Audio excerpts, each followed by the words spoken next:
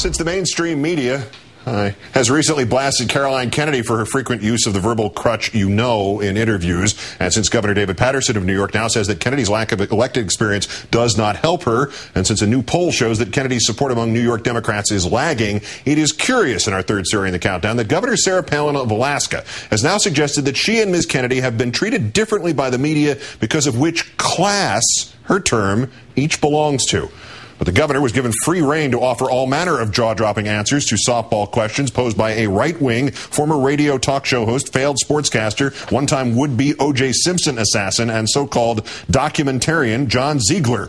More on that interview and how Katie Couric, Tina Fey, and I wound up in it later in the news hour. But on the question of, did media class bias cause a Sarah Palin, Palin Kennedy double standard, the governor answered thus.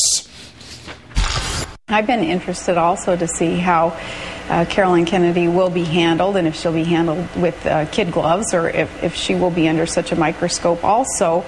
It's going to be interesting to see how that plays out, and I think that as we watch that, we will perhaps be able to prove that there is a class issue here also that was such a factor in the scrutiny of my candidacy versus, say, the scrutiny of what her candidacy may be. Even though she didn't really have a candidacy, since she is not in the traditional sense a candidate running for office, nor was she seeking the number 2 job in the land. Nevertheless, the media scrutiny of Kennedy has clearly taken a toll. A recent survey from Public Policy Polling finds New York Democrats favor Andrew Cuomo over Kennedy for the job, 58 to 27%. And the governor of New York, David Paterson, who obviously will make this appointment, has now said Kennedy's, quote, lack of elected experience does not help her. He describes it as a minus in his consideration of 10 to 15 good candidates. Let's bring in Bloomberg News political columnist and the Washington editor of The Week magazine, Margaret Carlson. Good evening, Margaret. Good evening, Keith. Just when we thought maybe Governor Palin had run out, her new champion, John Ziegler, who says he's dedicated his life to her in some sort of non-creepy way, he raises the specter of class bias, and the governor just takes off with it.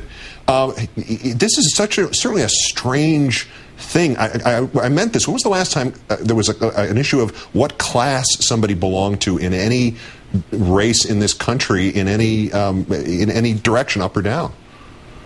Well, Republicans use the word elite usually as code for class warfare. Sarah Palin makes a couple of comparisons that are completely inept. First of all, Palin Kennedy has gotten tremendous scrutiny, unlike others who are competing or not competing for the appointment to replace Hillary Clinton. She's the one that's gotten all the scrutiny. Also, listen, there are a lot of kind of inadequate people in the Senate, and the world gets by. But if you're running to be a heartbeat away from a 72-year-old 4-time cancer survivor, I think you deserve a fairly high level of scrutiny. And she came into the game, I think, actually with a lot of praise right after that convention speech.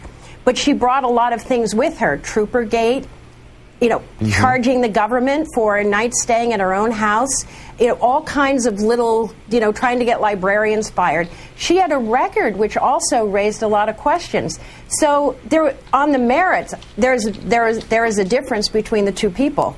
And given what's happened in the graph of the Palin Kennedy appointment candidacy, if her name drew her enormous attention, did it not seem to turn into enormous critical scrutiny pretty quickly? And could you not actually sit there and say maybe class actually worked against her, not for her?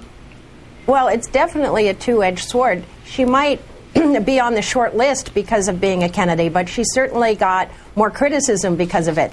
I know lots of people, including myself, who have the verbal tick, and if you've raised a teenager, as I have, you go through a period when it's really, really a bad affliction.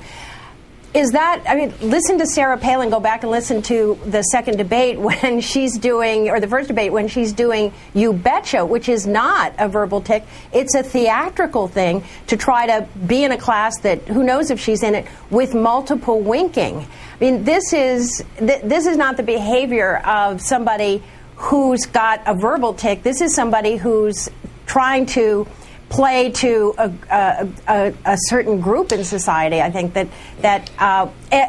the way, at a time when the country was moving to the center and the left, I think Sarah Palin was playing much more than John McCain to a group way on the right that was anti-intellectual and anti-smart. Well, and speaking of playing to, there's something confusing about this, and we'll hear a lot more of this interview later on. But she sold a kind of rugged frontier individualism along with the usual Republican lines about individual responsibility, individual this, government out of that. It's all about the individual. Why is she willing to latch on to any excuse that that is offered to her? Sexism, the media's fault, class warfare, elitism, left-hander versus right-hander. I mean, it's almost everything. Yeah. Well, the media is an equal opportunity destroyer, so I don't think you can accuse the media of class bias, although I think there is a bias towards having smart people, especially after 8 years of George Bush. But there is a grievance card that the Republican Party pulls while they're saying that they don't believe in group interests. And just as when something bad happens to me, I would prefer it to be not because it's me, but because of some bias against women. Then it's impersonal, and you can deflect it. That's what goes on with Sarah Palin. She's got somebody else. She needs somebody else to blame, and now it's classism in America. Oh, and Tina Fey and Katie Couric and Katie me. And you, Keith. Yeah, I know. Congratulations. Thank you. Margaret, I've been validated. Margaret Carlson of Bloomberg News and The Week magazine, who's not as evil as I am. Great thanks as always. Thanks, Keith.